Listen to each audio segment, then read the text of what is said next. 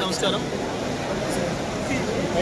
రాష్ట్రంలో సాగుతున్న కాంగ్రెస్ పార్టీ అరాచక పాలనకి, ప్రజా వ్యతిరేక పాలనకి కౌంటౌన్ మొదలైంది. కాంగ్రెస్ పార్టీకి సంబంధించిన అనేక మంది సీనియర్ నాయకులు మా పార్టీ నుంచి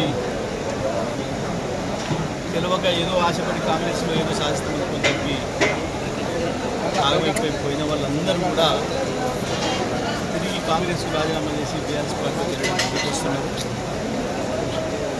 దేవరకొండ నియోజకవర్గంలో పెద్ద ఎత్తున కార్యక్రమాలు కూడా వస్తూ ఉన్నాయి.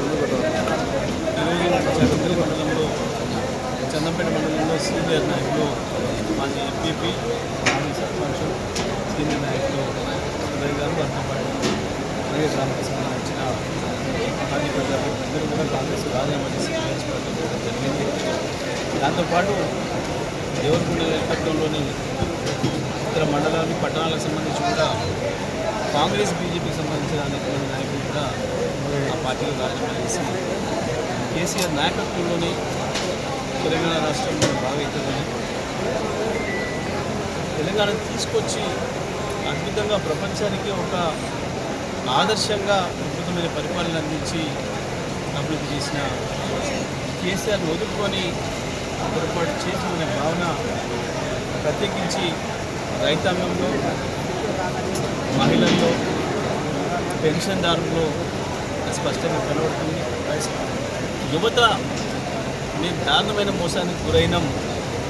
కనీసం ఏ అశోక్ నగర్ చౌరస్తాలోకి రాహుల్ గాంధీని తీసుకొచ్చి మాత్రం కూర్చోబెట్టి మాట ఇచ్చి మొదటి క్యాబినెట్లోనే చట్టం చేసి ఏడాదిలోనే 2 లక్షల ఉద్యోగాలు ఇస్తామని చెప్పి 6 గ్యారెంటీలకు చట్టబద్ధత తెస్తాము అని చెప్పి రాహుల్ గాంధీతోని మాట ఇప్పించి ఇవాళ మోసం చేయడమే కాకుండా అదే రాహుల్ గాంధీ ఏ మెట్ల మీద కూర్చొని యువకులతో మాట్లాడిందో ఛాయ్ దాక్కుంటూ ఇవాళ కనీసం ఆ ప్రాంతంలోకి అడుగు కూడా పెట్టనీయకుండా చేసి మమ్మల్ని 144 సెక్షన్స్ శాశ్వతంగా పెట్టి ఇంత దుర్మార్గంగా ప్రవర్తిస్తున్న ఈ ప్రభుత్వాన్ని తప్పకుండా కాంగ్రెస్ పార్టీని పూర్తి చేయాల్సిన అవసరం ఉంది అని చెప్పి యువత కూడా పెద్ద ఎత్తున తిరుగుబాటు చేస్తూ ఉంది.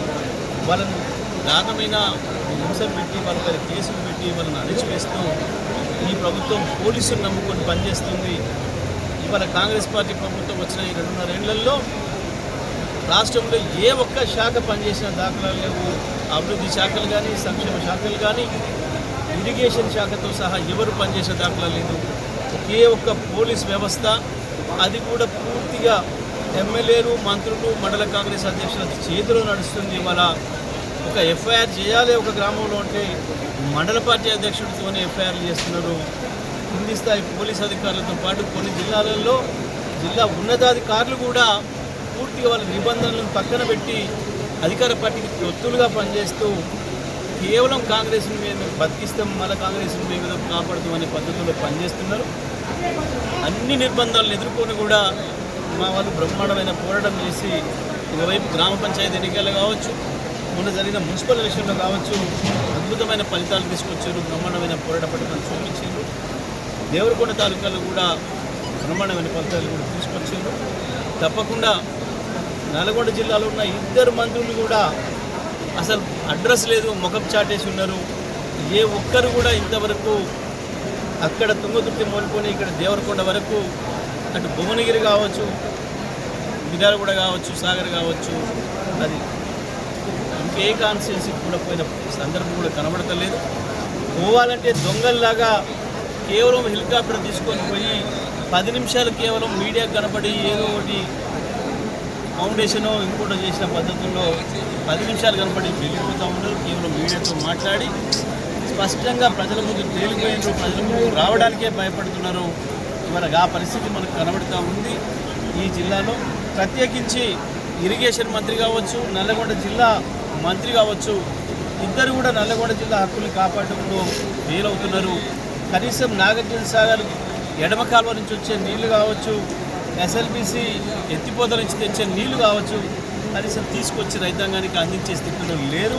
పైగా డిండి విషయంలో కూడా, డిండి పాలమూరు ఎత్తిపోతల విషయంలో కూడా నల్లగొండ జిల్లాకు తీవ్రమైన ద్రోహం తలపెడుతుంటే ఈ రాష్ట్ర ప్రభుత్వం ఇద్దరు కూడా దాంట్లో భాగస్వాములు అవుతున్నారు.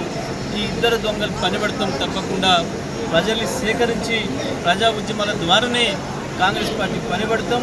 తప్పకుండా మళ్ళీ ఈ రాష్ట్రంలో కేసీఆర్ నాయకత్వాన్ని తెచ్చుకొని మళ్ళీ రైతులకు కానీ మహిళలకు కానీ పెన్షన్దారులకు కానీ యువతకు కానీ మళ్ళీ కావాల్సిన పద్ధతుల్లో మన కళలు నెరవేర్చే పద్ధతుల్లో పరిపాలన అందించగలిగింది కేవలం బీఆర్ఎస్ పార్టీ కేసీఆర్తోనే సాధ్యమవుతుంది. తప్పకుండా ఇవాళ మొదలైన ఈ చేరికలు ఏవైతున్నాయో ఇవి కొనసాగుతూనే ఉంటాయి. కాంగ్రెస్ పార్టీని ఈ జిల్లాలో నామరూపం చేసేంత వరకు కూడా ఆ పార్టీ కార్యకర్తలు ఆ పార్టీ నాయకులు అనేక మంది మాట్లాడుతున్నారు, మాతో టచ్లోకి వస్తున్నారు. తప్పకుండా ఈ జిల్లాకు కాంగ్రెస్ చేస్తున్న ద్రోహం, ఈ జిల్లాలో మంత్రులు